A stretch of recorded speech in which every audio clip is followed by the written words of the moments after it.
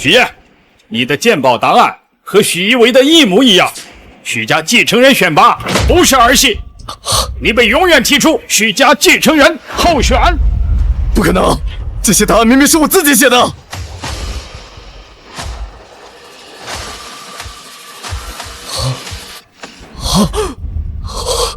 怎么会？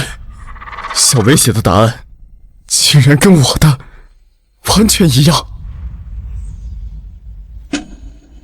公然抄袭，许家作为鉴宝第一世家，弄虚作假可是大忌。是啊，许家可是能影响全国政商两界的背后大家，所以必须由鉴宝大赛公开选定继承。是，对，是，没错，没错，是啊，是啊，是啊，没错。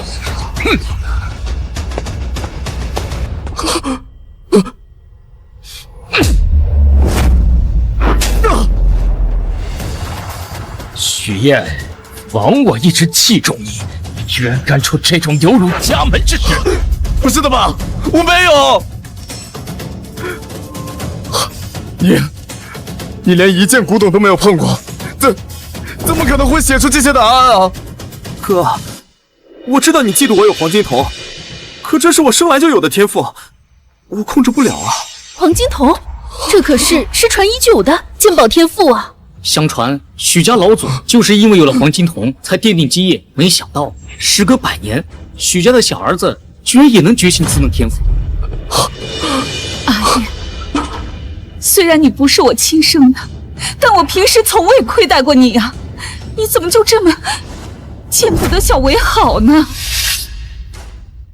没有，我没有。果然，亲妈死得早，就是没被教好。听说他还耳朵不好，原本觉得挺可怜的，没想到居然干出这种事儿。可怜之人必有可恨之处，越是这种人，越会铤而走险。不是的吧？你要相信我，我从6岁开始就每天学12小时的鉴宝知识，我怎么可能会抄袭弟弟呢？是啊，爸，哥哥从小就比我努力，况且毕竟是许家长子，不管抄袭是真假，也不能让外人看了笑话。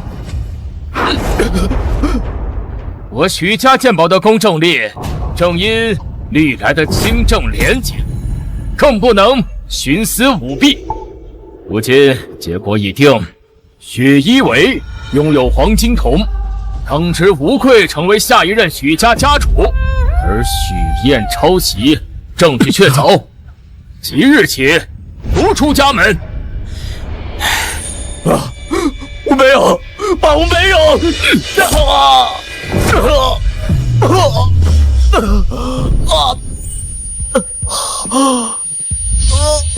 他的声誉不允许你这种耻辱败类玷污。哼！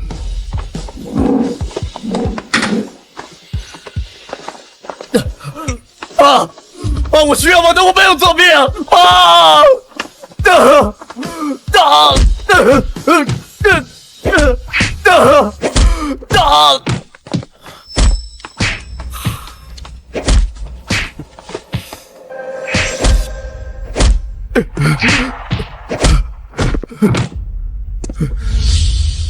哥，你已经没有利用价值，当弟弟的就早点送你上路，下辈子夺个好胎。你说什么？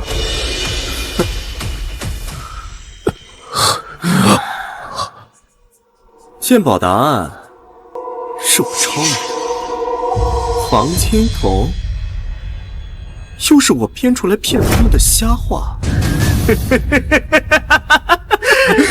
许一伟，你无情！爸呢？我要去找爸理论。你不会真的以为爸什么都不知道吧？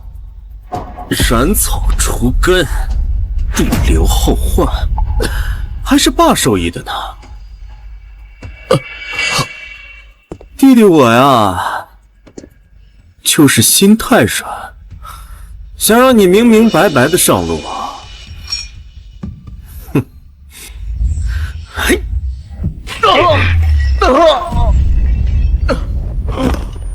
你被永远踢出许家继承人候选。枉我一直器重。但我平时从未亏待过你啊！斩草除根，不留后患，还是爸授意的呢。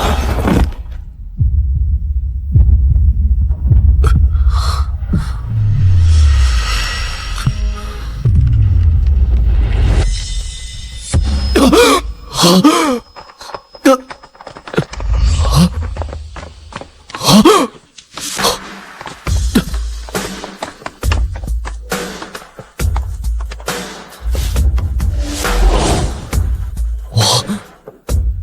这是重生，回到了家族剑跑大赛。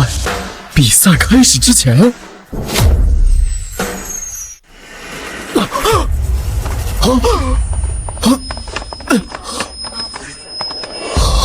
比赛马上就要开始了，阿燕是长子，自然该继承家主之位。小维啊，你只要别给许家丢人就行了，听见了吗？知道了，妈。放心吧，哥，我不会和你争的，就是走个过场的事儿。咱们亲哥俩可别真伤了和气。这个小三养的野种，还跟我抢吗？许燕，你突然发什么疯啊？怎么回事啊？宾客都已经到齐了，你们在这干什么？没事吧？可能是我哥考试压力太大，跟我闹着玩呢。上辈子我居然没发现，他们的演技竟然这么好，就是为了哄我去比赛，给许一为铺路。是啊，我压力太大了，这比赛我就不参加了。别哥，哥，你从小这么努力，都是为了当上家主做准备，怎么能在临门一脚的时候放弃呢？你走了，我可怎么靠抄你的来赢得比赛，让众人信服当上家主？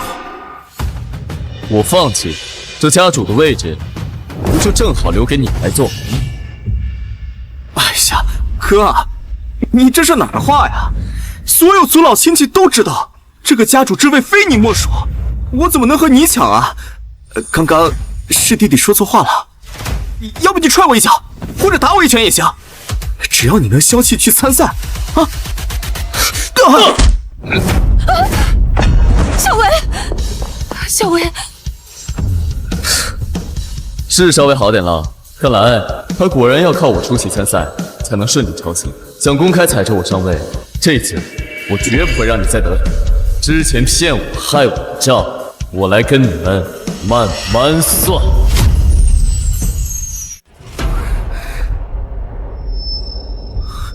你他妈！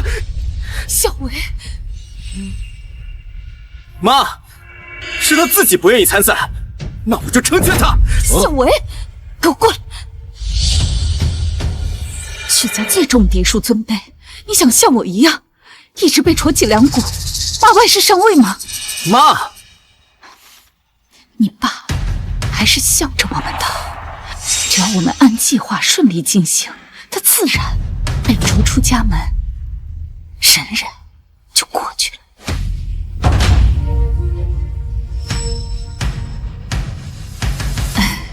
哥，刚才是我错了，你这打也打了，就大人不计小人过，别跟我一般见识。走，咱们进去吧。啊？我是稍微好了点，但我没说要继续比赛。你他妈耍我！你不是自己号称有黄金瞳吗？我退赛，你慌什么？正好进去让大家瞧瞧你的天赋。他怎么知道我会撒谎，说我有黄金瞳？可你说什么呢？什么黄金瞳啊？行了，你这当哥哥的要有个当哥哥的样儿。爹爹已经给你道歉了，你就大度点儿，不然的话，我怎么放心把家主的位置传给你呢？爸，你真的有想过把家主之位传给我？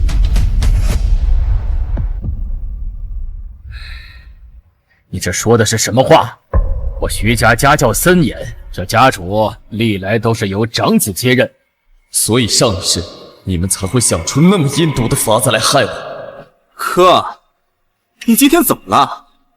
以前你从来不会忤逆爸爸和他顶嘴呀。你是不是忘了给我什么东西？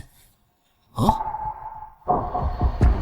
哦，看我这个技巧，哥，这是我从德国特意定做的高级钢笔，作为提前祝你当上家主的礼物。上一世我就是拿着他送的这支钢笔答题，最后被诬陷抄袭。现在看来，8成是他们在这笔里装了针孔摄像头。哥，这是我送你的钢笔，祝你以后答题一鸣惊人。谢谢小维，我会好好用它的。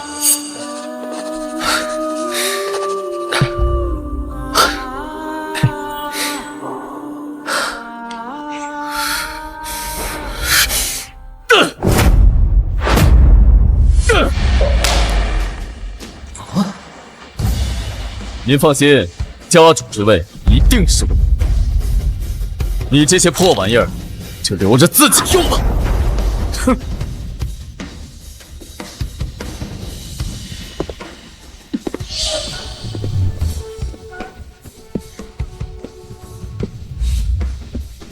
这一世，我会亲手夺回属于我的一切。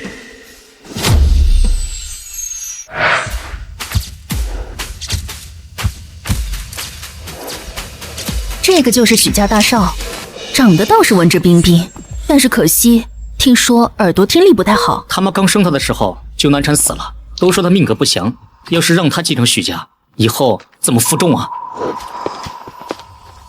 哎，这个二儿子看着也不错。这是小校外室生的，登进家谱都是族老们看在许家主的面子上开恩了，怎么可能让他当家主？许家继承者鉴宝大赛即将开始，在你们面前摆放的是不同朝代不同类型的古董藏品以及赌石原石，你们可自行选择物品进行鉴定，最终谁鉴定的结果更高，即为获胜者。上一世我选择了古董桌，被许一为抄袭了答案。这次虽然已经扔掉了钢笔，保险起见，还是重新选赌石吧。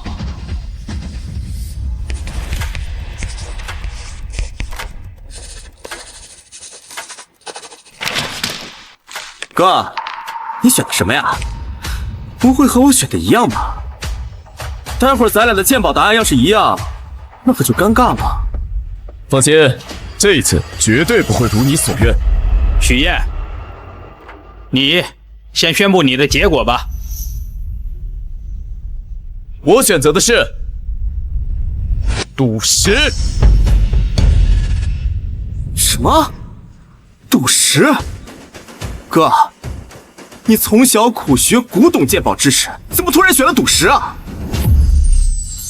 哥，你怎么突然选了赌石啊？哼，投机取巧的玩意儿，难登大雅之堂。赌石虽然不如古董涉猎范围广，但同样也有眼光和气魄。许家老祖当年就是靠玉石尖器的鉴定，才有了如今的高度。我也想追本溯源。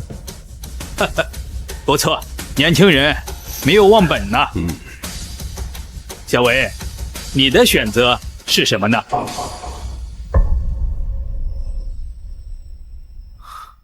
我选的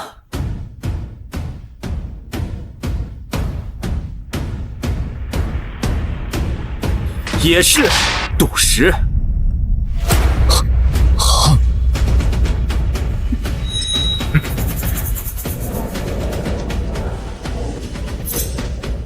什么？怎么可能？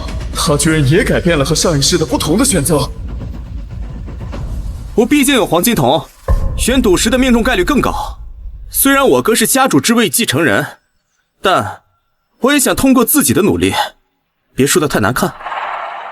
而且，也是对我哥的尊重。哥，你觉得呢？许家小儿子居然有黄金瞳，这下精彩了，两人选了同样物品 PK。听说许家自祖师爷之后，再无后辈能拥有此天赋，咱们今天也真的好好长长见识。我看许家下任家主到底是谁，还是个未知数呢。好，小伟，有志气。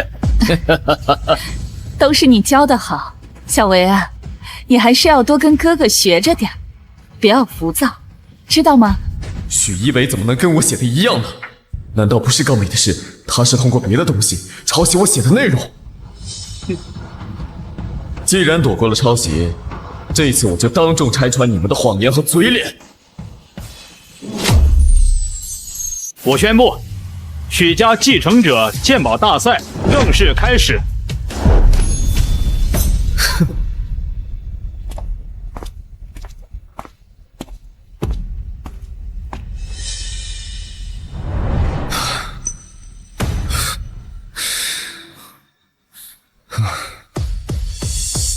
这块一定能开出极品帝王绿。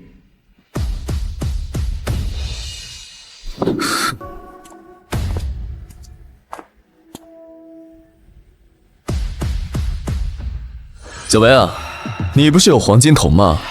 不给大家展示一番？是啊，许二少怎么不动手啊？你懂什么？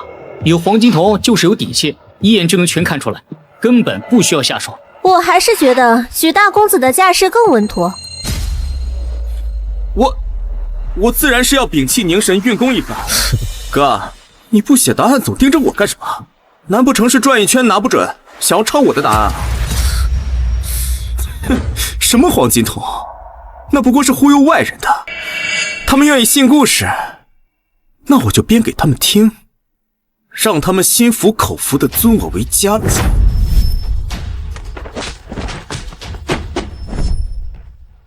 还在装？你不喜欢抄吗？这次我就让你抄个够！哼。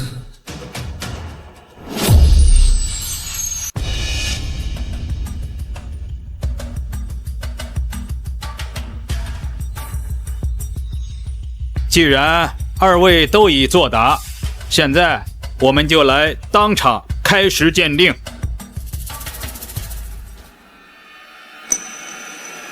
许燕选择的是11号。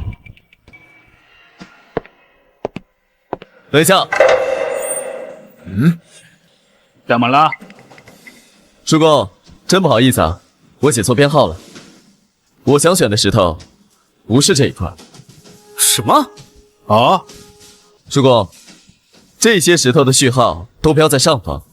其实我想选择的是5号，但不小心看走了眼，写成了下面的11号。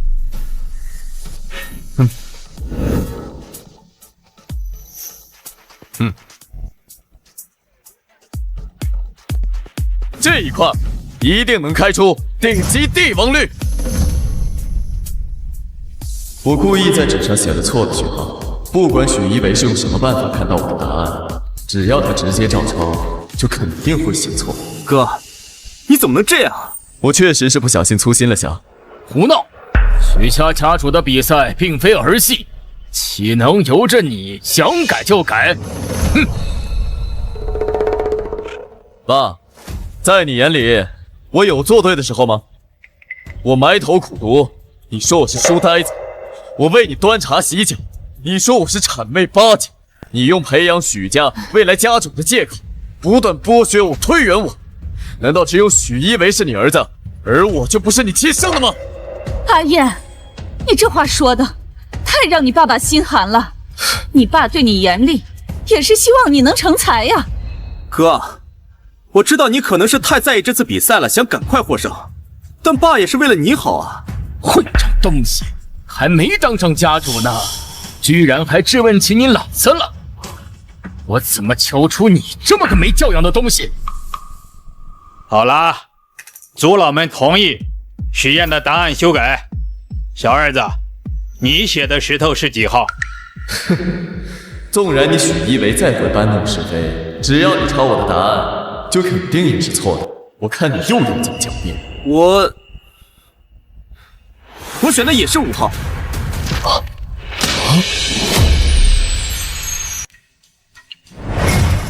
哥俩居然又选到了同一块石头，这怎么可能？哥，我呢确实也没有想到你会选择跟我一样编号的石头。你是不是用了什么方法偷看到我的答案才改的？不可能，明明是你抄我的！胡说什么呢？小维白纸黑字写在纸上的就是5号，而你却是写下了11号，又临时改的5号。现在你居然还在这儿倒打一耙！难道真的是许大更少不用说抄袭二少的答努案？力在天赋面前不值一提。再想起大少刚才在石桌前那通操作，哼，真是可笑啊！不可能啊！如果他真的能抄到我的答案，肯定会写成11号。为什么居然写的是5号？他整天只知道吃喝玩乐，根本不会鉴宝。难道他真有什么黄金瞳？刚刚黄金瞳给了我一个明确的反应，5号石头一定会开出极品大货。叔公，赶快来检验吧。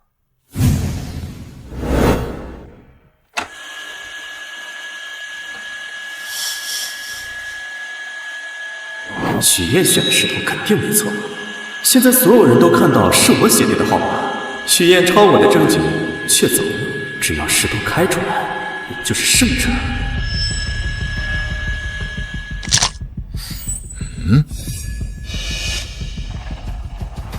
垮了，这块是砖头料。什么？怎么可能？许愿怎么会看走眼了？什么啊？闹了半天是2个大忽悠啊！没想到许家主的2个儿子就这点能耐，就这也能叫鉴宝第一大家。以后我也学会了，在外面先说自己有黄金瞳，再装出一副很懂的样子，又摸又看，没准能唬住几个外行人呢。哼！不行，绝不能让他们看不起我，不能让他们再嘲笑我和我妈。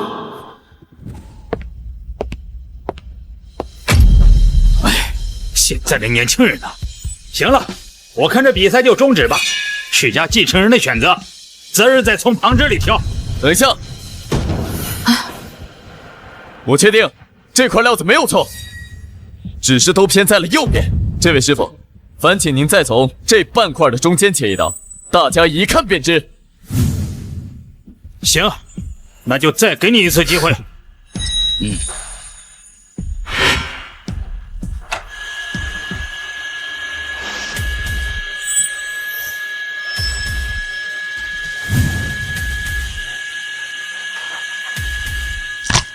出货了，真出货了！这是满的极品帝王绿啊！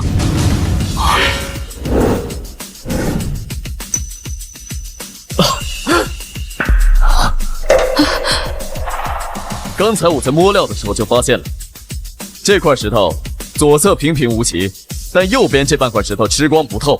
这看似裂纹处，正是因为翡翠根源向石头外长起时所留的痕迹。这小子眼尖心细啊！许一伟，这一次我倒要看看你再怎么有。但刚才切的第一刀虽然没有出绿，但它的白面是翡翠的保护层，所以我断定一定会出货。原来如此，我以为赌石靠的是天赋和运气，没想到还有这么多依据啊！这小子眼尖心细啊，能够在这么短的时间鉴定出来，真是年少有为呀！这次我倒要看看你再怎么赢我。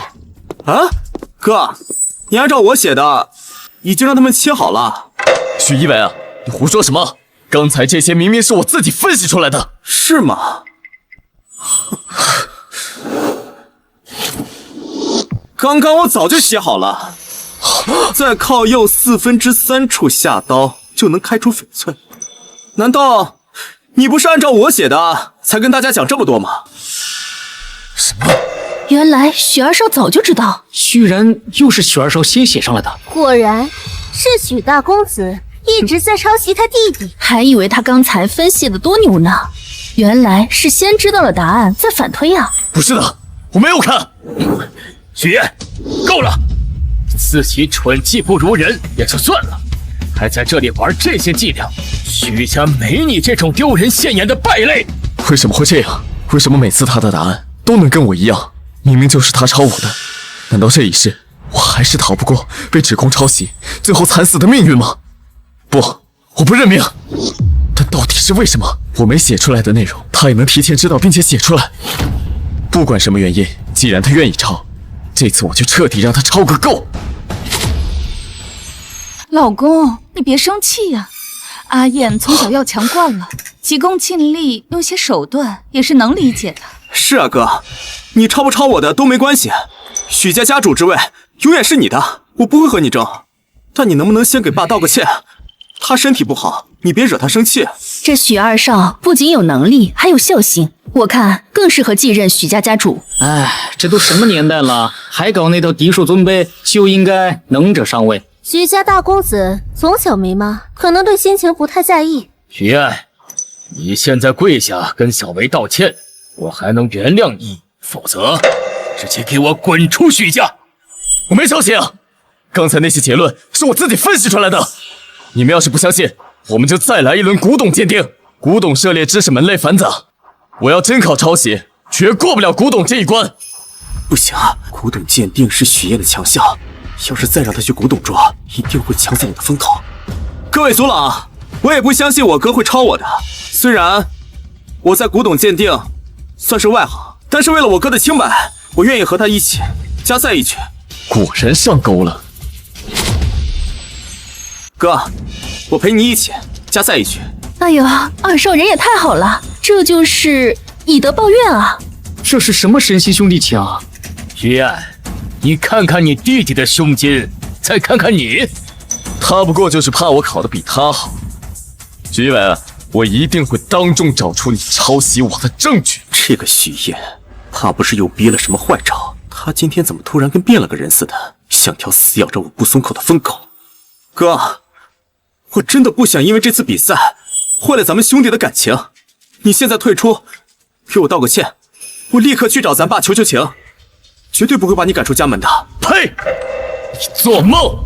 哼，行，既然你不听劝，那就别怪弟弟我不给你留情面了。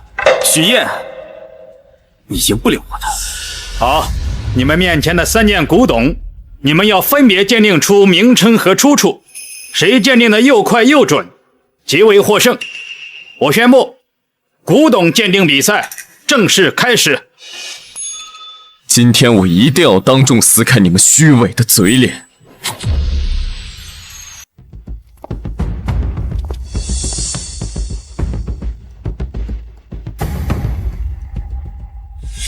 许一伟啊，既然你喜欢抄，我就让你抄出连你自己都不认识的东西。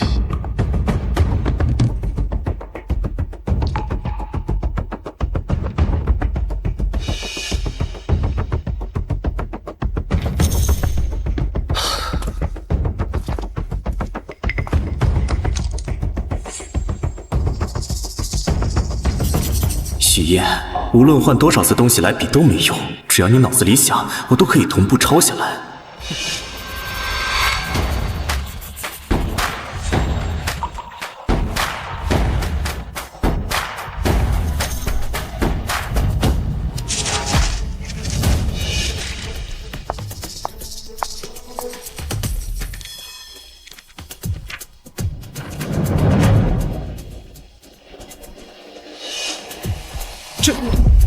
怎么样？难道又是一模一样？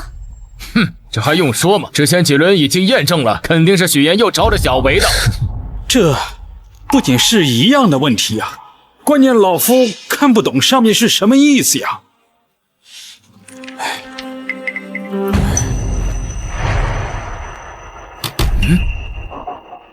这什么鬼画符啊？看着像某种原始文字啊。许燕，你写的这是什么乱七八糟的东西？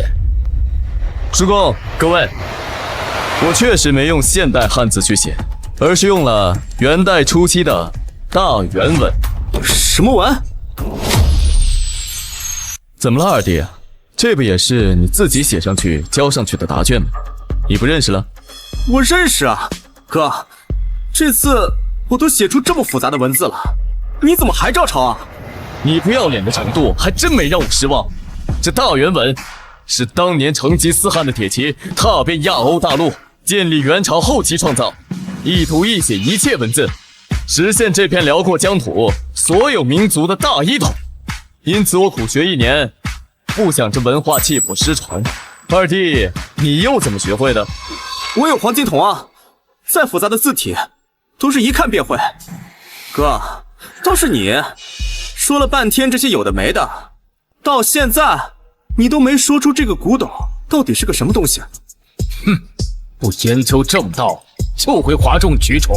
你们自己脏，所以看别人也是同样的货色。这第一件是唐武则天御制的鎏金铜佛，她作为世界上第一位也是唯一一位女皇，初登基时为了笼络人心，便自称为是弥勒佛转世，打造了许多铜像。正是。二弟，既然你还坚持我作弊，那接下来的文字就由你来说吧。我二少怎么不说啊？对啊，二少既然也能写出这种冷门的字体，那你就说说看。难道真是二少污蔑大少？许燕这都写了些什么东西？刚才为了求速度，我就直接照抄，根本没想意思。这可怎么办？小维这孩子啊，平时不认真读书，就爱研究一些冷门野史，这些意思啊，他肯定是知道的。但是碍于和哥哥打雷，怕驳了他哥的面子。小维啊，你不用担心，你知道什么尽管说。他这个不知道廉耻的抄袭在先，就不用给他留什么脸面了。你看，你爸都这么说了，小维啊，你冷静下来，用脑子好好想想。没错，就算许燕写出的是冷僻文字，但他脑子里肯定也会想到这些字的意思。许燕，只要我能听到你脑子里想的内容，就永远能做出正确的答案。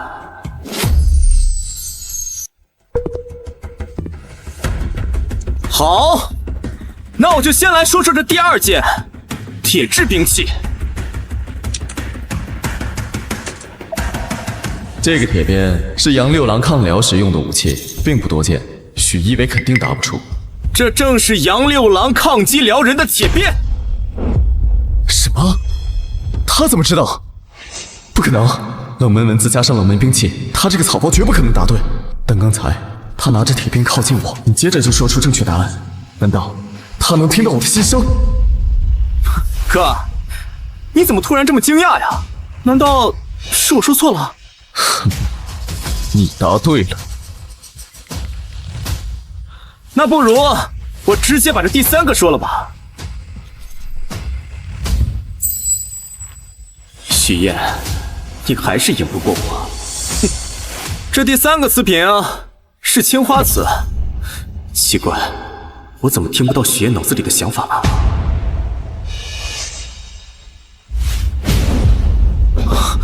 许燕，你在干什么？累了，随便打打坐。二弟啊，没妨碍你说答案吧？你果然，你真的是偷听我的心声。那只要我什么都不想，你就什么都找不到。哼，许燕，你以为只要冥想打坐，我就听不到你想法了吗？这是一个青花瓷，刻着莲花的图案。只要我把描述信息开个头，我就不信你能忍住不想。这是清代宫廷的物件，是清朝宫廷的物件。糟了，中计了！底部有狼刃堂款，证明是不能再中他的圈套。床前明月光，床前明月光。怎么回事啊？这怎么了？怎么回事？许燕，你脑子里想什么乱七八糟的东西呢？我在想什么，跟你有什么关系啊？怎么回事？好好的背起什么古诗？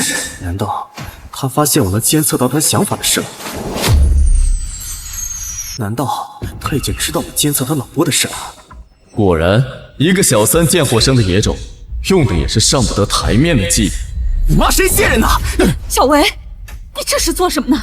二少怎么动手打人啊？我没听到大少说出来啊，难道是因为抄袭了他的答案，恼羞成怒了？先激怒你，说不定就能更快找出他偷听我心声的设备。阿燕，你别怪小维，他从小脾气急又敏感，毕竟我是在你妈妈走之后才进许家的，有些闲言碎语，听得太多了。那就让他跪下，承认抄袭。小维都把后面的2个答案说出来了，你个抄袭犯，究竟要闹到什么时候？这最后一个青花瓷的出处，他还没说完呢。怎么，就这么迫不及待的让你私生子上位？演都不演了？怎么跟老子说话的啊？怎么跟老子说话的啊？老公，你消消气啊！阿燕她年纪轻，容易争强好胜，得意忘形，也是能理解的。你别跟这孩子一般见识。你居然能听见？那这么多年，他们为什么一直让我带着这个助听器？听医生说你发烧伤到了听力，这个耳机戴着怎么样啊？谢谢爸，清楚多了。那就好，以后啊别那么拼命的学习啊。当年你送我这个助听器，让我觉得虽然你对我很严厉，但还是关心我的。没想到，就连这也是假的。我从未得到过一天温情。你胡说什么？简直是荒谬！自从我带了这个，许一为彻底不去学校了，天天在外面鬼混，每次古董测试成绩反而都很好。原来这就是偷听我心声的工具。你从那时就已经开始给他铺路了，是不是胡说？一试便知。是不是胡说？一试便知。小维，二少的眼睛怎么了？果然，他就是监听我脑波想法的传导器。你就是因为他才知道我的所思所想。不是，我只是刚才使用黄金瞳过度，眼睛疼到了。我一直以为自己真的每天活在自卑中，每天努力学习，只是为了让你多看我2眼，却没想到，为了你这个宝贝私生子，竟然早早的就开始算计我。居然是许家主在帮二少害大少。大少也太可怜了，为自己最亲近的人背刺。各位，如今证据确凿，就是许一为一直在抄袭我。哥，我是看在你是我哥的份上，对你一忍再忍。哥，你也不能随便拿出个东西来污蔑我吧？连第3个青花瓷的出处都说不出。那如果我回答正确，就证明你是抄袭，那你就喊我妈一声妈。许一为，当年就是因为你妈和我爸的奸情，才让我妈受刺激，大出血难产而亡。你居然还有脸提这种要求？好啊，如果你答不出，就去我妈的墓前，给她磕3个响头，然后滚出许家。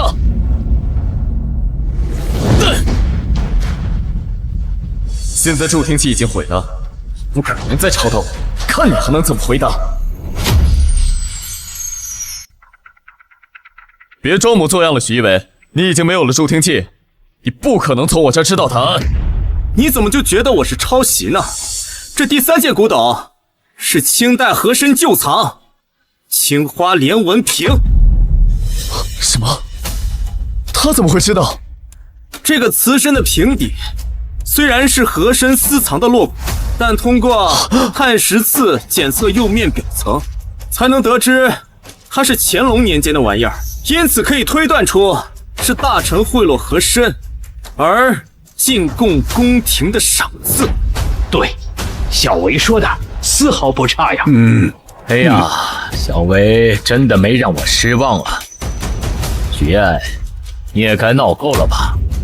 这又是什么反转反转再反转啊？所以刚才那个助听器是个乌龙，二少是凭自己的本事打对的。大少这下真成跳梁小丑了。这不可能啊！明明已经毁了助听器，还有其他的作弊手段。事到如今还嘴硬，我怎么养了你这么个不成器的东西？哥，我不知道你为什么对我这么大的敌意，愿赌服输。你喊了这声妈，给我道个歉，以后咱们还是一家人。阿燕，我也算是从小看着你长大的，如果能在有生之年听你叫我一声妈，我也是此生无憾了。你现在就给小维还有娟儿道歉，之前的事我就当没发生过。跪下认错，跪下认错。你们休想！真是给许家丢脸啊！我今天要是不好好的教训教训你，在外面闯了更大的祸怎么办？来人，王大少，好好的学学规矩。休想！认错，认错，认错，认错，认错！老公，阿燕啊，她还是年轻，有些争强好胜、得意忘形，也是能理解的。你别太严厉了。哥，我们毕竟是亲兄弟，不能一直这么闹下去。你给我道个歉，这事就这么算了。以后，你还是我哥，我还是你弟。你们想得美！等等，他刚提到的太师寺鉴定法，的确是我1年前在用的，但现在已经精进改良。难道是？我知道原因了，让我再来验证一次。许一伟这次绝对逃不掉。许一伟刚才说的太师寺鉴定法有问题，我们再比一轮。许燕，你助听器也摔了，芯片也踩了，你是没完没了了是吗？哥，你想比咱们回家比？我现在感觉你脑子有点不清楚了。再这样下去，大家还以为我在欺负你呢。许一伟，你大少怕不是真的走火入魔了吧？怎么这么热闹啊？怎么这么热闹啊？这不是全国首富杨振川和他的独生女杨天兰吗？听说杨家产业遍布全国，这几年杨天兰在海外的业务也发展飞速，赚老外的钱，然后回来搞技术。有钱有颜有头脑，老天到底给他关了哪扇窗啊？哎呀，杨总，什么风把您给吹来了？许叔，哎呦，小兰都长这么大了。小兰上个月从海外派回来一件玩意儿，听闻许兄这儿今天有鉴宝大赛，就带过来给长长眼。东西在哪儿呢？让老兄啊帮你看看。哎，听闻许兄2位公子都身怀绝技，不妨就让年轻人来试试吧。他们的技术尚浅，怕怠慢了您啊。无妨，只能给大伙儿助助兴。哈哈哈。这是个啥？确实没见过呀。这像个竹筒，又是青铜材质，前筒似乎还有铭文，到底是个什么玩意儿？这确实是个锻炼的机会啊。全子就当是沾了杨总和小兰小姐的光了，让他们呀也见见世面。杨总，请。哈哈哈。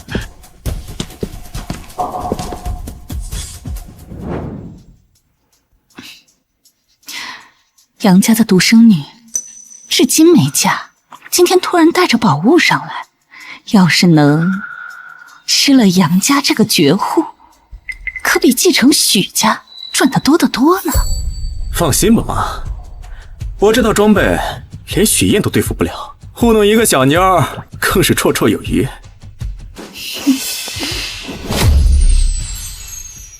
杨小姐，我继承了许家先祖的黄金铜，不像我哥，每次上手都要先摸索一番，万一啊再给你这宝贝摸坏了，不如就先让我帮你看看。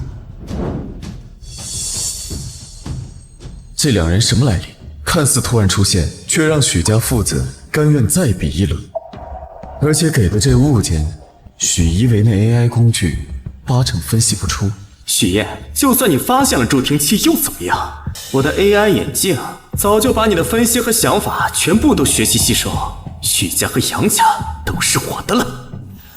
系统启动中，目标器物扫描中。大家放心，我已经启动黄金铜，一定会给杨总和杨小姐一个满意的答复。数据库匹配中，扫描失败，系统无法检测分析。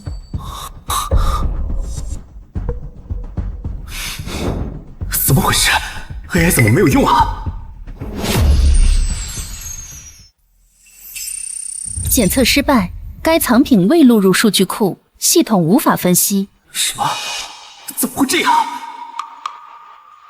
许兄，令郎们这是什么意思？是对我女儿的拍品不满意吗？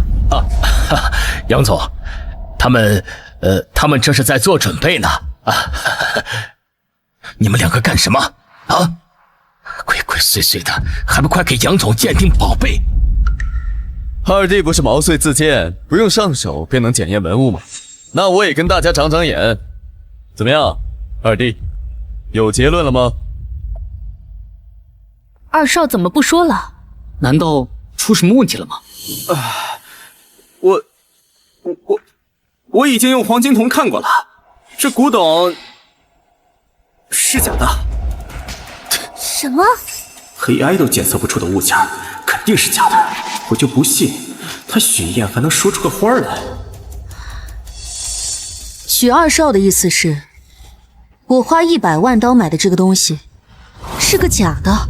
没错，我刚才就是在想什么措辞能让杨小姐好接受一点。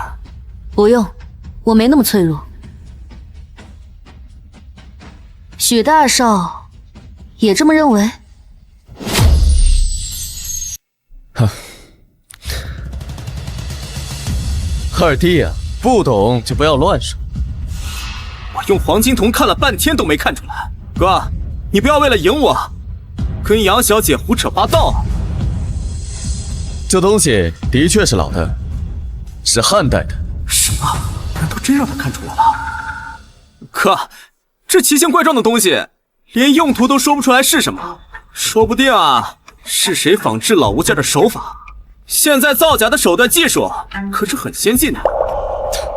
二弟，你还对古董造假有研究啊？我只是随口一说，那你能说出来它有什么用途吗？这物件确实是罕见，不是礼节用品，也不是陪葬品，而是汉代边关士兵随身携带的过关符节。过关符节是什么东西啊？我只听说过通关文牒啊。西汉时期，苏武一行受汉武帝之命出使匈奴，被困19年，许多士兵客死他乡，但苏武凭借牧羊，持汉节不失气节，最终打动了匈奴，被送回了长安，也将此物带了回来。你胡说，铜节是片装的，怎么可能是桶形的呢？哥，你不要觉得杨小姐是行外人，你就忽悠人啊！是你存了这样的心思，所以才看谁都是忽悠。你，许燕，你怎么跟你弟弟说话呢？市面上的铜节确实是片状，而这个铜节不同之处是由4片组合而成，所以形成了一件看似完整的竹筒。那他们为什么会拼凑在一起？这桶身上的符文是由汉代绢书写的士兵姓名，他们虽客死他乡，但却委托苏武将他带回，也算是一个回乡的念想。苏武受人之托，便将此物做成了圆筒状，以防丢失。太感人了吧！唉，自古战乱都是苦了百姓。没错，这4块铜器上的铭文是篆文，写着4个人的名字。那他的故事和来历，你是怎么知道的？1年前，我去深山里拯救文物，有一个老人告诉我，鉴宝鉴到最后，鉴的不是物，而是人心。他说，每一个物件背后都有一个活着的人，只要看懂了那个人，就能看懂了那件物。好，许兄啊，你这是养了个好儿子啊！杨总，这小子啊就是瞎扯淡的啊！杨总，你就当听个故事，热闹热闹。哎，这可不是故事啊！我刚回国，就请了清大和古国的3位博士专家鉴定，他们用20天的时间，得出了刚刚和许愿先生丝毫不差。这许大少也太牛了吧！国内顶级的专业博士鉴定了20天，许大少居然20分钟就分析出来了。年轻人没拘泥只研究正规制式的物件，而是博采众长，以剑心来鉴古。好，但凡那些具有历史意义的物件，就是珍贵的，也不枉小兰花重金从海外淘回此物。我们国家的东西就应该回到咱们自己的土地上。杨总过奖了，多亏了杨大小姐，我只是动动嘴皮子而已。学识渊博，为人谦逊，不错不错啊！这怎么回事儿？有黄金瞳的二少什么都没说出来，说被抄袭的大少却能得出和专家一样的结论。之前大少爷说二少的什么探法鉴宝是错的，难道一直是二少在抄大少？不是的，是他抄我的，是他。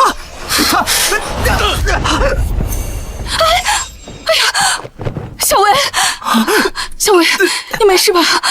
许一文啊，你到现在还在故弄玄虚！你所说的黄金瞳，不就是这副带着 AI 功能的眼镜吗？不是的，你胡说！我的眼镜。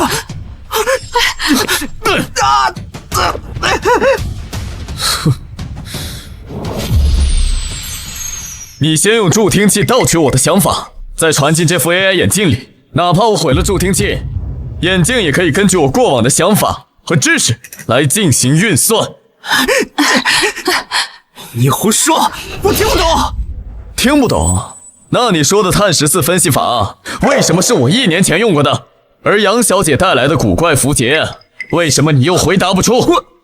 我来帮你回答。因为1年前我在深山抢救文物，山里没信号，所以导致你的 AI 数据没有同步。我的方案早已从单点釉面表层检测改良提升为胎釉结合处的3点取量取均值，来规避因后世修补所带来的误差。什么？所以你一直才是那个小偷，你用助听器和这个眼镜偷走了我的知识、我的身份，甚至还想要我的命。对，是我偷的，怎么了？小薇，你别说。凭什么都是一个爸生的，而你就是嫡出？你从小就光鲜亮丽的享受继承人的身份，而我跟我妈就得被别人戳脊梁骨，被别人骂小三、骂私生子，还得看别人眼色生活，像一条狗一样。真心想，小三上位还委屈上了，你这个私生子，污蔑倒打一耙还有理了。你够了！如今真相大白，许燕认知和眼力以及对古董的热爱，我们有目共睹。我以许家族老的身份宣布，许家的家主由许燕正式担任。许一为，你不择手段，构陷手足，依照家法从族谱除名，彻底逐出许家。叔公，小薇她年纪小啊，她是一时糊涂，求你再给她一次机会吧。叔公，小薇她确实有错，但她怎么说也是我许家的血脉啊！等我回去一定严加看管，请您再给她一次重新改过的机会吧。许燕，你是当哥哥的，如今也当上了家主，得饶人处且饶人呐！饶人？当初你逼我下跪的时候，怎么没说过饶人？许一为今天落到这副下场，就是因为你这个偏心到太平洋的爹！你怎么跟你老子说话呢？我不需要你这个老子，我今天就在这里彻底跟你断亲！什么？许燕，你疯了吗？你知道你自己在说什么？我没有一天比今天更清醒。叔公，我不想当这个家主，我赢这场比赛就是为了证明我的清白，还有拆穿他们虚伪的面具。阿叶，你……叔公，我去意已决。哦，对了，建议你去查查许家的库房，这桌子上面的古董有2件是赝品。什么？什么？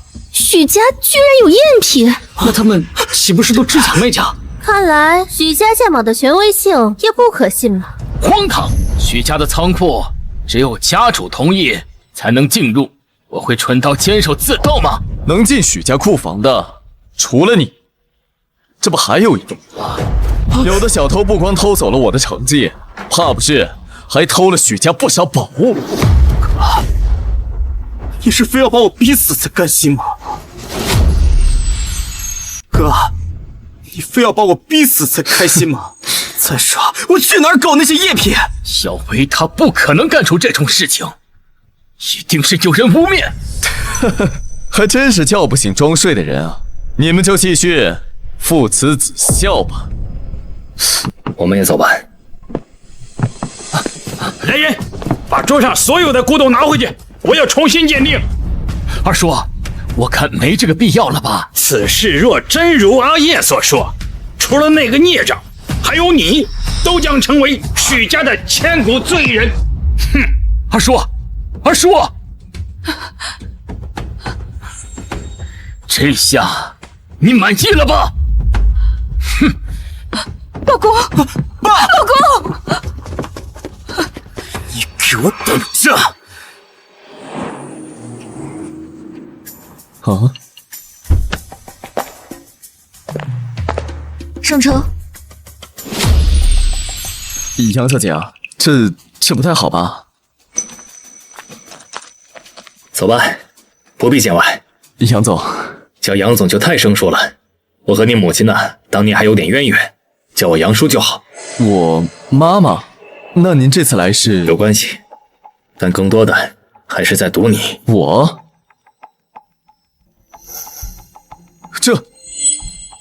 这是我妈的遗物。你再仔细看看。这跟刚才桌子上的是同一批赝品。果真没看错你。走吧，回家说。这个不太好吧？你刚才不是已经大义断亲了吗？还有地方住吗？我这是为了抓出偷我妈遗物的造假犯。走吧，上车，上吧，去里面。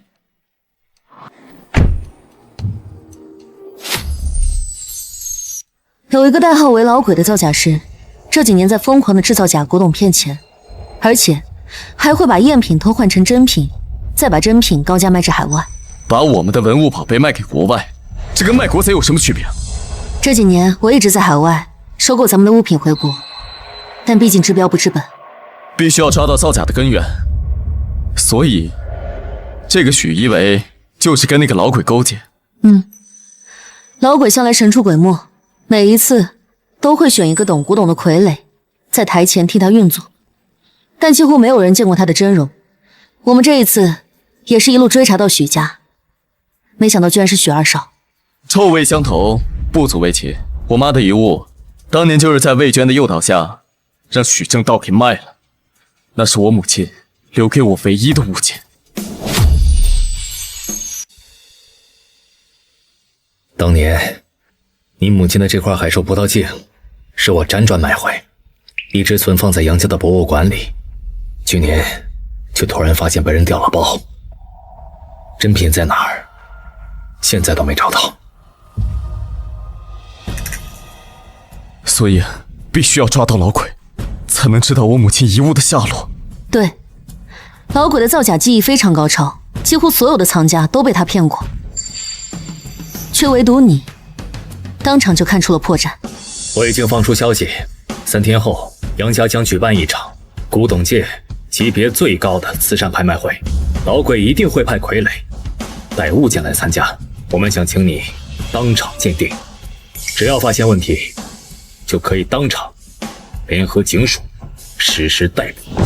好，既为古董界出流，也为找寻我母亲遗物的下落，义不容辞。不过还是要提醒一句，老鬼非常狡猾，手段也极其狠辣。前几个傀儡不是离奇失踪，就是死亡，他对合作伙伴尚且如此，你若明面上跟他对着干，可要做好心理准备。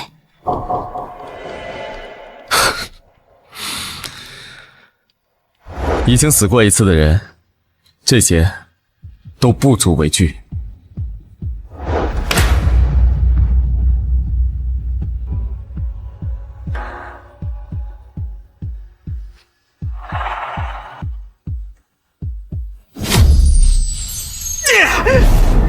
许燕这个书呆子怎么突然开了窍了？现在不仅家主之位没捞着，我们偷换古董的事情也快暴露了。妈，我们可怎么办？你慌什么？许家的名声已经臭了，这艘破船迟早得翻，不如早点投奔新靠山。您是说……走。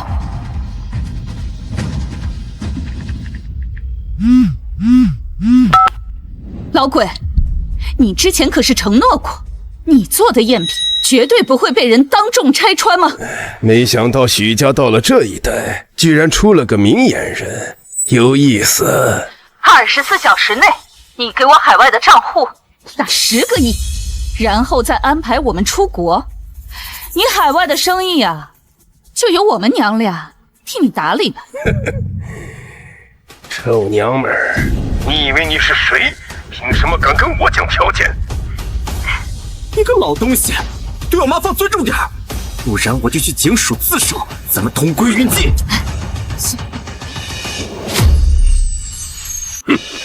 你个莽夫！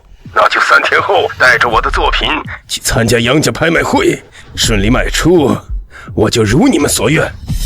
不行啊，小维现在已经被怀疑了，你再让他拿着你的赝品去拍卖会，这不是白白送死吗？富贵险中求。再说了，这次我的作品可是我呕心沥血的巅峰之作，它就是真的，比真的还要真，绝对没有人能识破它的真假。上次许愿能识破，是他运气好，这一次无论什么专家、什么仪器，都绝对见不出来。你说许燕也会去？哼，杨家请的鉴定师就是他。好，我去。小维，妈，既然老鬼这么有信心，这次我一定要让许燕当众出丑。许燕那小子眼睛尖啊，他现在既然已经对我们有防备了，我们不一定是他的对手。妈，你忘了，就算他许燕再强，也有个致命的软肋。你是说他妈？就算他许燕再强，也有个致命的软肋。你是说他妈？哼，当年您让我爸买他妈那块破镜子，许燕跪了7天，才发烧，让我们有机会骗他戴上助听器啊。所以你是想？没错，咱们就跟老鬼合作。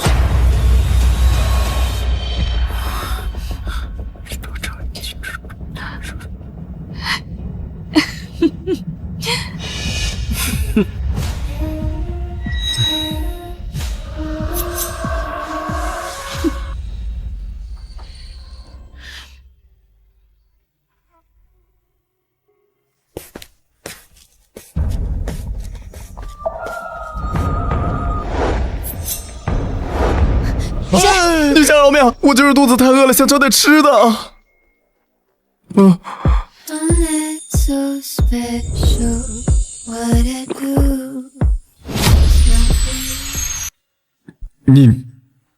你喝酒了？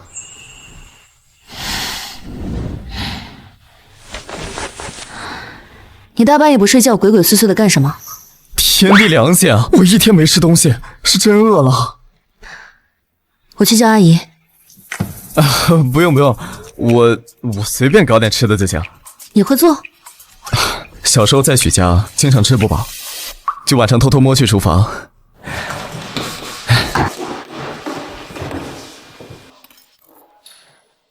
后来又经常去深山里收古董、挖文物，总得学会自己填饱肚子。你这光喝酒也不行吧？要不我下面给你……别废话，直接做。哦。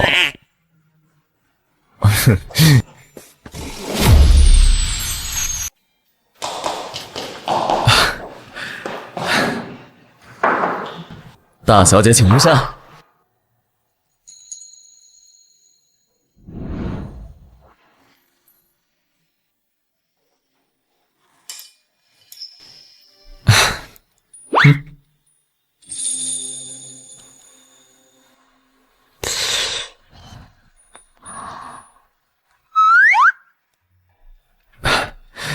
怎么样？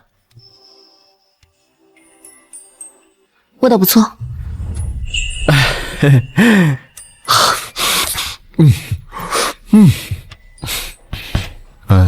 其实我还挺好奇的，你为什么愿意花那么多功夫在收回海外的文物上？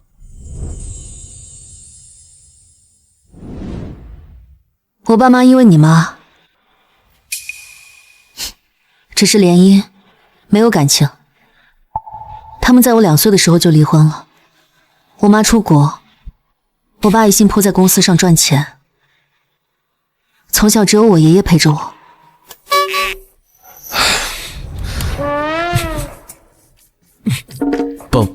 抱歉啊。跟你没关系。不过我爷爷陪我的时间也有限，他是考古博士，每隔一段时间就会全国各地的跑。后来我就开始搜集文物，每次收回来有研究价值的物件，他就能多在家待一阵。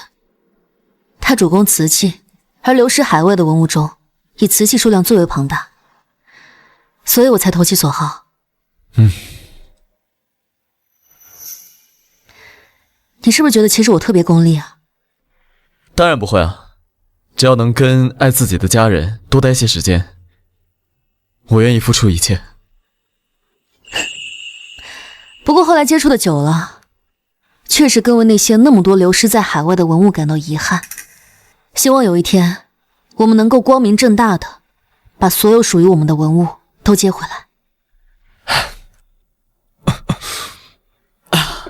一定会有的。等等，你说的主攻瓷器的考古博士姓杨，你爷爷该不会是叫杨守光吧？你认识我爷爷？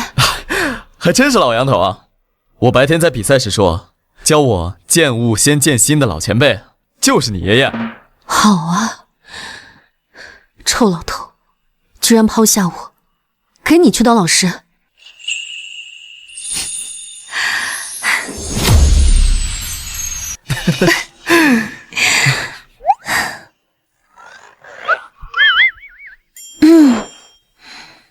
困了，晚安。这大小姐的变脸速度都这么快吗？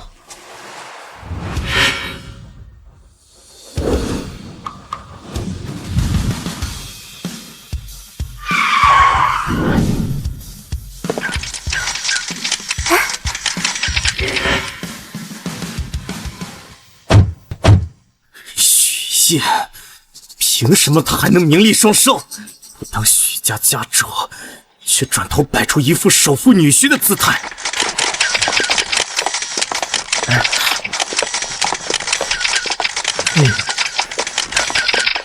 这谁啊？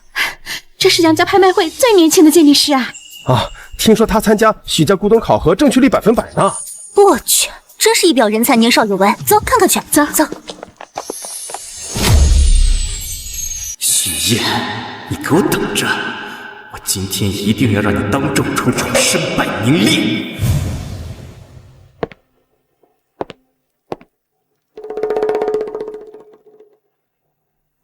嘿嘿，老板，随便看看啊，看中了可以给你优惠。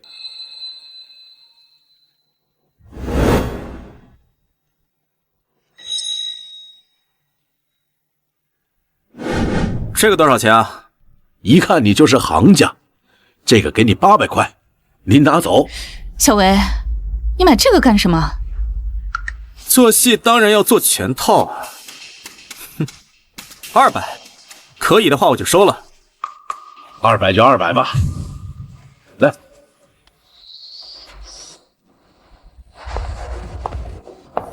怎么还没开始啊？不知道啊，等什么呢？怎么回事？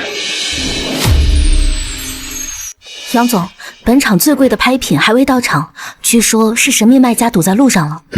去办。既然拍卖会还没开始，那我就先拿个小玩意儿给大家助助兴啊！看这架势，下来砸场子的。这不是被逐出家门的许家二少吗？怎么还好意思来这拍卖会呢？我呢，在路边随手捡了个铜镜，也不知道值不值钱。今天在座的都是顶级藏家，那就请各位来长长眼啊！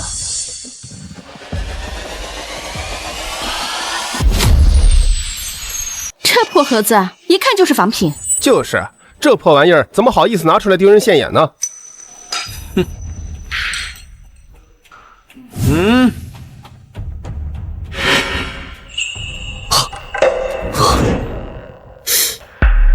那是阿叶妈妈的铜镜，怎么在她手里？他果然跟老鬼是一伙的。他们绝对想不到，老鬼手里还有一个更精良的假铜镜。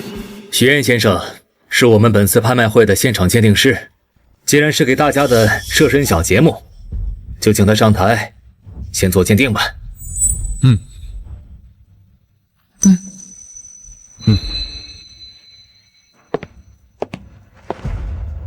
啊！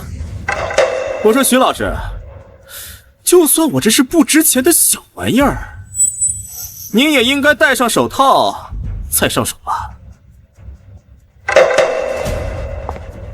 这古董鉴定师连戴手套都没意识，真的靠谱吗？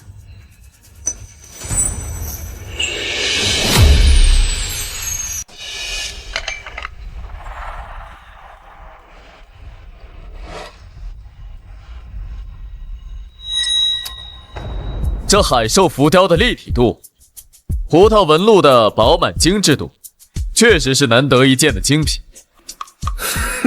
许愿，你果然上套了。上次唐代的海兽葡萄镜，那可是拍出了1500万的天价呀！不得不说，这个品质确实看着更好。我出300万，我出500万，1000万，我要了。哥，虽然我们是亲兄弟，但也得讲规矩啊！你作为本次拍卖会的鉴定师，按道理是不能参加竞拍的呀！啊，就是啊，哪有裁判下场踢球的？我做戏做全套。许燕，只要你还敢继续高价买下这假镜子，我就当场拆穿你，到时候你就是今天最大的笑柄，绝对不会再让你当什么鉴定师。老鬼的元青花瓷也就不可能再有人看出破绽。既然鉴定师都出手了，证明东西确实是好东西。我出1200万。爸，这铜镜是真的吗？会不会有诈？看着是挺真，但我之前都是送给各种专家机构鉴定检测，论现场鉴别的能力，只能看许燕的。若他真是因为感情冲昏头看走了眼，咱也帮不了他。帮我，能跟爱自己的家人多待些时间，我愿意付出一切。2000万。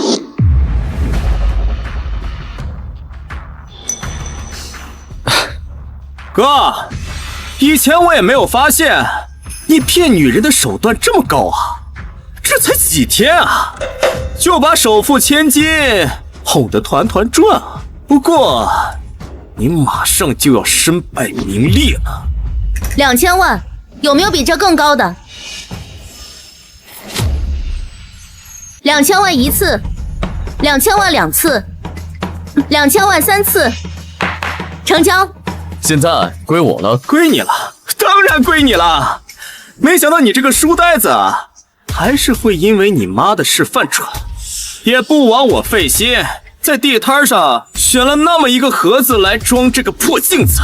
你什么意思？杨小姐，为了这么个蠢货，为他花这么多钱，值吗？既然你打钱这么爽快，那我也不妨好心告诉你，这个铜镜是假的。什么？许燕，你也有打野的时候啊！什么天才鉴宝师啊，我看根本就是扯淡。闹了半天，居然是个假货。我怎么觉得这像是给许燕做的局呢？这么简单的局他都能上当，我看这鉴宝师啊，他也没资格当。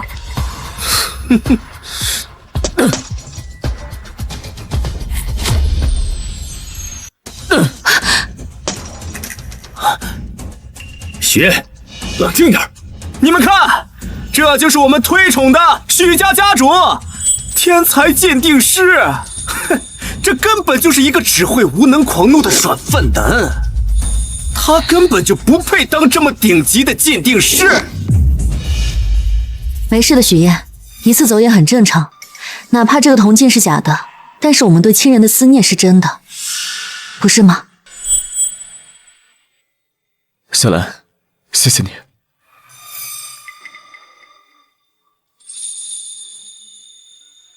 不过，我早就看出了这枚铜镜是假的。什么？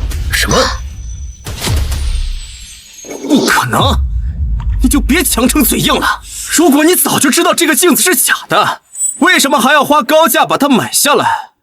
难道是想让杨小姐给你送钱吗？就是啊，这不是故意耍杨家千金吗？许愿，这到底怎么回事？那个铜镜的制作工艺确实一绝，但它的材质却暴露了它的短板。唐代的铜含锡量高，敲击声清脆悠长，而这一件刚才摔下去声音是闷的，难道是现代铜锌合金？没错。许燕，不要再故弄玄虚了，你分析了半天有的没的，不还是白白亏了2000万吗？啊？谁说的？除了这枚铜镜，我还一并买下了这个宝匣，不是吗？你的脑子是真坏掉了，说话越来越没谱了。这盒子是我刚才在门口地摊上随便买的，只花了200块钱。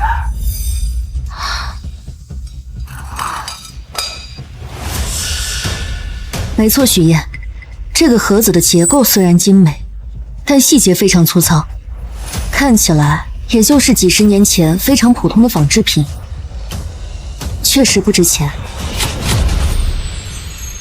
小兰，你只说对了一半，这匣子的外层确实是抗战时期做上去的。麻烦帮我拿个牙刷，谢谢。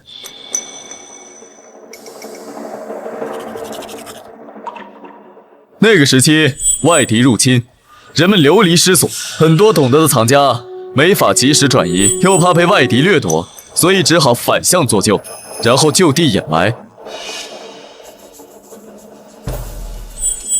这个手法也是我和杨老头在民间历练时，一个老人告诉我。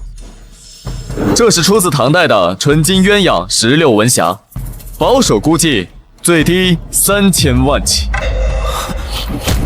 天哪！没想到这破玩意儿竟然是最值钱的古董啊！这真是捡到大漏了。只听说过假的仿真的，还没听说过真的外面还能包层假的。这不可能！说实话，我在古玩圈混了这么多年，还是第一次见到有人拿地摊货想坑专家，结果啊，把这国宝级的文物空手送人呢！精彩，好一个以假藏真，真是太精彩了！给我看看，这是我的。小维，这是本小姐拍下的东西，许二少，现在是想明抢不成？这是凭你自己眼力赚的宝贝，就这么给我了？你出的钱自然是你的。看来杨总不仅获得了一个新宝贝，恐怕即将还有好事发生啊！好，真是太好了。爸，我还没说，对不对？保安，把他们带出去！要干什么？干什么？许燕，你给我等着，咱们没完！真是个废物！可以进来了，接下来才是真正的主菜。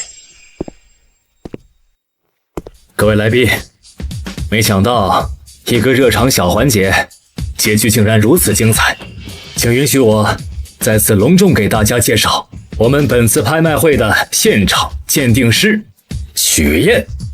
好。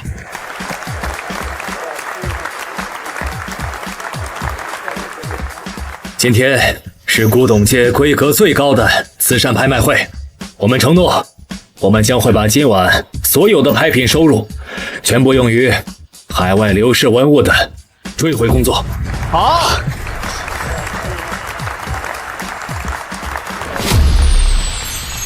诸位都知道，从晚清起，有大量的文物宝贝啊，都被带去国外了。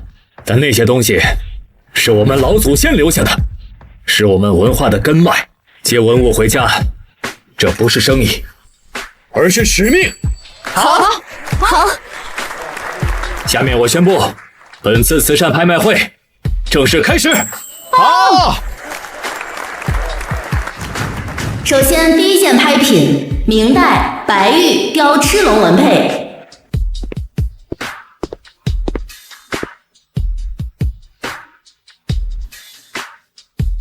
典型螭龙纹饰，玉质润泽，符合宋代工艺，是真品。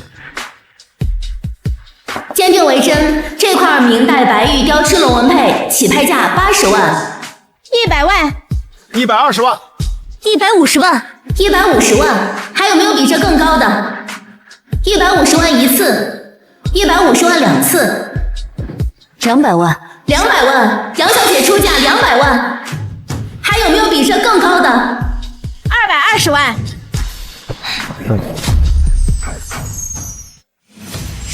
这件东西的价值最多就是180万，不用价太高。这是你作为正式鉴品师的第一个拍品，当然要把价格抬上去。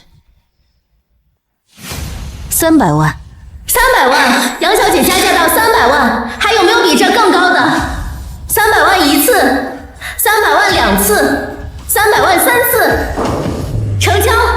杨大小姐，这真是千金求来叶一笑啊！我也想有这样宠我的女富婆。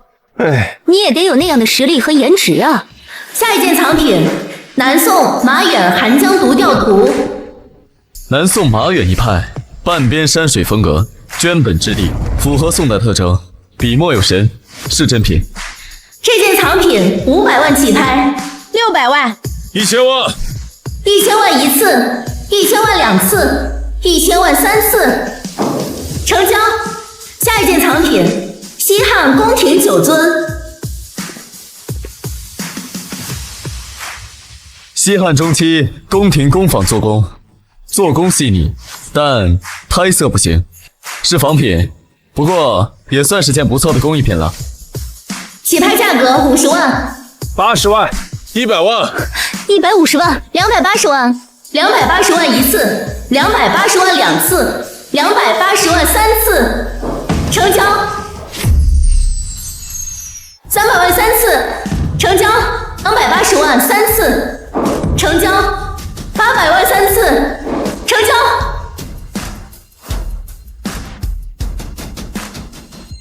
西汉玉簪，玉质温润，是真品。这位许先生还真是有2把刷子啊！不然怎么年纪轻轻的就当上许家门主的继承人呢？看什么呢？看你认真工作的样子，很帅。好好看拍品，万一遇到自己喜欢的。我已经看到自己喜欢的了。大小姐啊，我可是很抢手的。抢手？那我点天灯，我看上的拍品，自然是势在必得。各位来宾，接下来是我们本次拍卖会最珍贵的藏品——元代青花缠枝牡丹纹大盘。元青花，这可是千金难求一见的世间极品啊！这是多少藏家终其一生想要追求的元青花呀！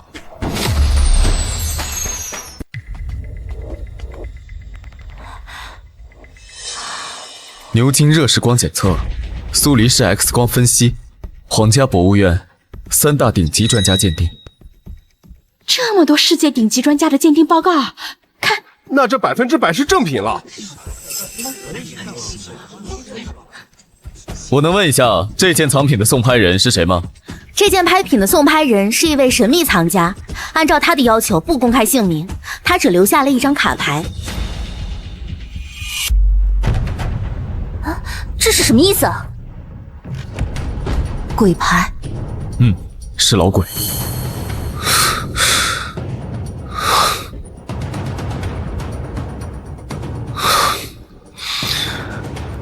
他这是明牌，要向我叫嚣。什么意思啊？什么意思啊？他这是光明正大的告诉我，这件东西就是他制作的赝品，却已经获得了这么多世界顶级专家的认证。他是想看我当面拆穿他。这么自信，难道世上真有天衣无缝的赝品吗？不可能，就像从雪地上走过，总会留下脚印。就算他做的东西再真，也磨灭不了作假留下的痕迹。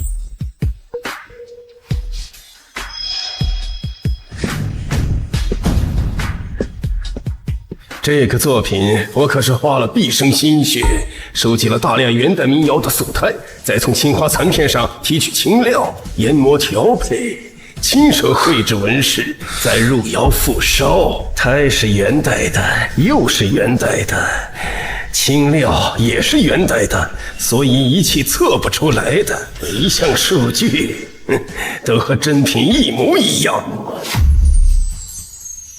许燕，这次我看你还能如何破局？怎么回事啊？这么多鉴定报告，还磨叽什么呢？就是啊，这还能有假？他难道觉得自己比这些世界级机构专家都要厉害吗？虽然他能力确实强，但毕竟太年轻了，又着急证明自己。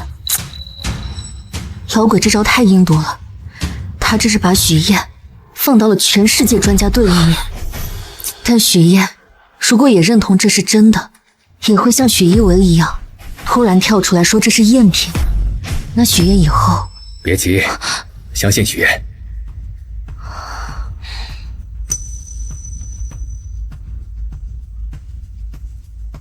许燕，怎么样？没关系，老鬼下了这么大一个套，肯定准备了很久，咱们以后再找回场子就行了。下套？放心，我知道了。各位，这件元青花从它的工艺到材质确实是无懈可击，因为它的胎确实是元代民谣白瓷的胎，它的釉也是元代民谣的釉，它的确是一件元代的瓷器。只不过它并不是元青花。什么意思啊？这明明就是元代的胎，怎么就不是元青花了？就是啊，你这不是自相矛盾吗？大家看这里，牡丹纹的边缘，圆形花的纹饰是工匠一笔画成的，墨料浸透在胎骨，会形成自然的晕染。但这一件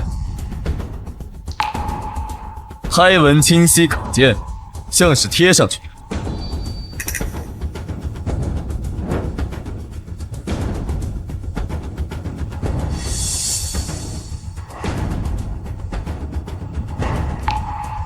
因为它并不是画在胎上，而是画在了烧好的釉面上，然后进行2次复烧，所以它的纹饰是浮在釉面上的，并没有和胎骨真正的融合。什么？这世界上还有这样的技术吗？制作这个赝品的人他很聪明，他用元代的素胎，用元代的青料，画出了元代的纹饰，造出了一个全是真品的东西。但他忽略了一件事情，文物是有生命的，它的胎釉、纹饰都是在同一个时间、同一个人用同一种工序炼成的。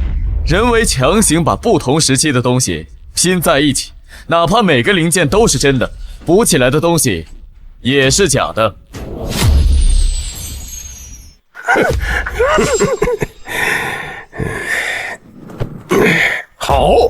好一个组装出来的东西也是假的。老鬼，你果然来了。这就是老鬼。这么精彩的对手，我当然要亲自出面。许燕，你说这个作品赝品？赝品？你知道这件赝品花了我多少年时间？整整30年，30年啊！你花了30年就造了这么一件假东西，你觉得很值得让人敬佩吗？假？我用元代的胎、元代的釉、元代的料，我跑遍全国，收集了300多件民窑素胎，用了上百片碎片提取清料，化了烧，烧了化，烧坏的废品堆满一整个仓库。这些真真实实的东西，难道没有价值吗？老鬼啊，你的技术我是佩服的，但是你大可以造出属于自己的东西，但你仿造文物，只要是赝品，我只能说不值。我只能说它不值。文物是什么？是古人随手画的牡丹，是他们留下的指纹，是窑工困了打瞌睡留下的瑕疵。你追求完美，但文物本身并不完美，它们带着时间的痕迹，带着人的气息。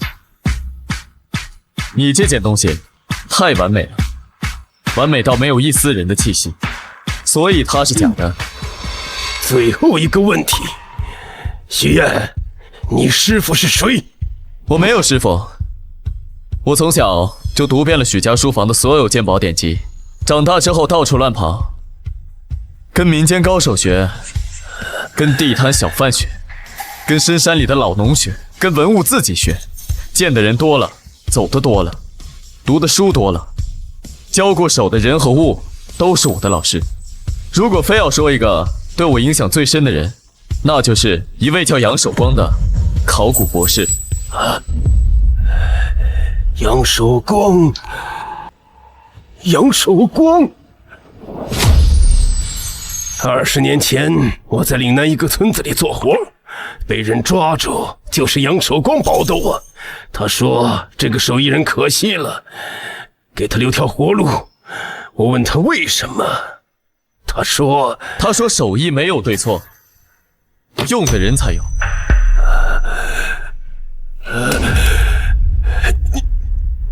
你怎么知道？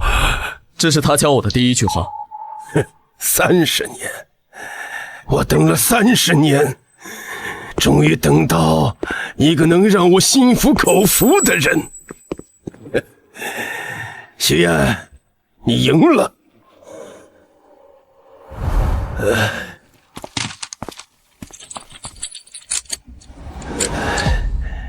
你母亲的遗物在杨占川手里。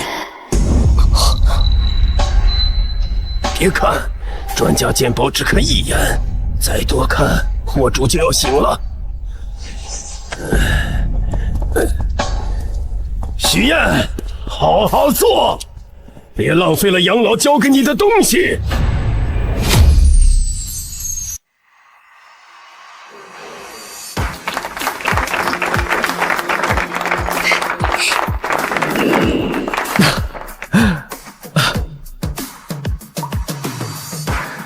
许愿，你真棒，恭喜！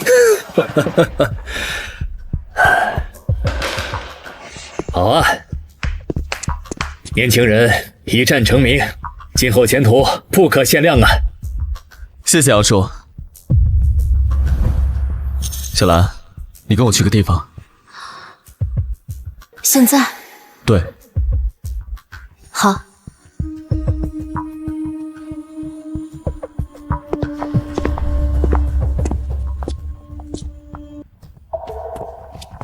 杨总，用不用派人跟着小姐？不用，让他们去吧。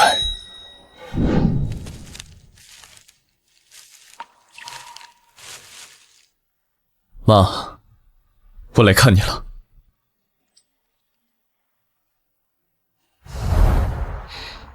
阿姨您好，初次见面。以后你儿子就是我罩了，您放心，我不会让任何人欺负他。怎么，我说错话了？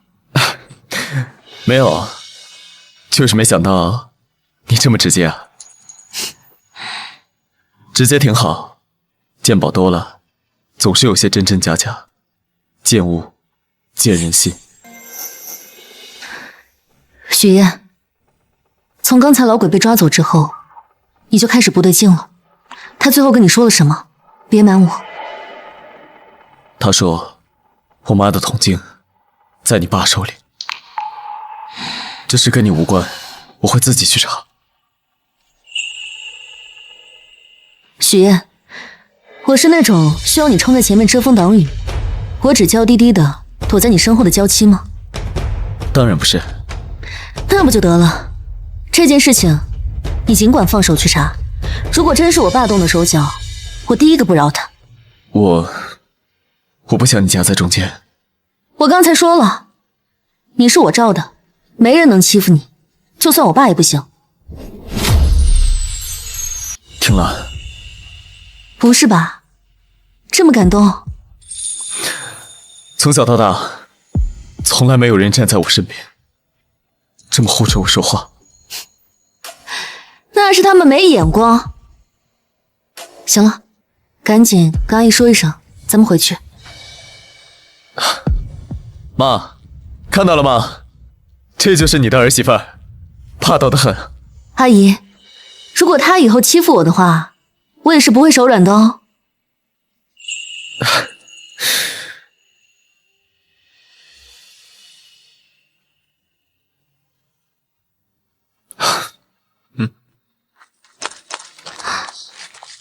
叔公，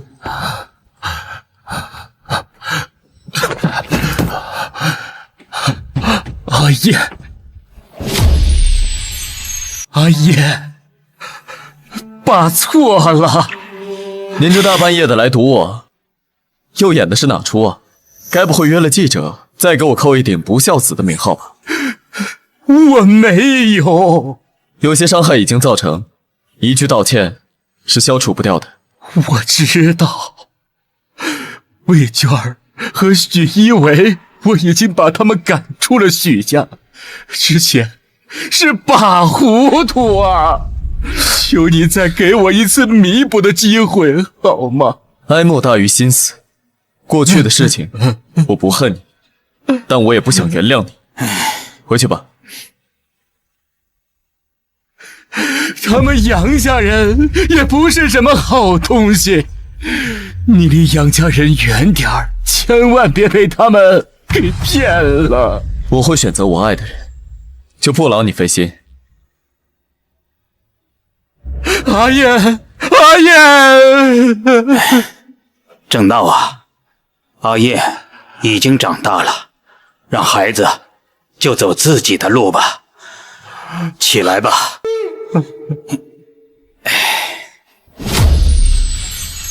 你爸好像知道些什么，不问清楚吗？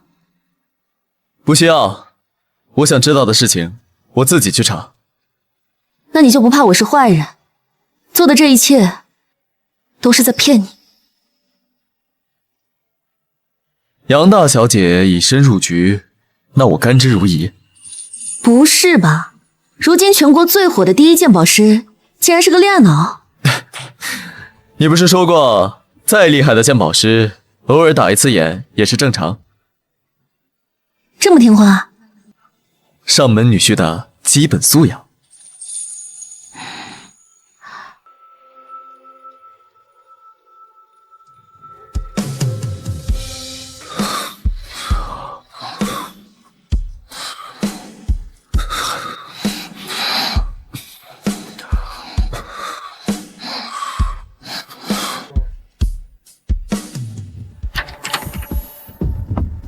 杨总，今天拍卖会的古董已经全部替换完成，正品都在这儿了。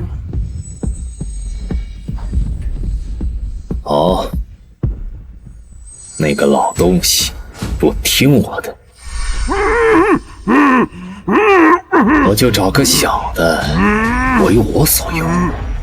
许愿将会是我最好的作家保护伞。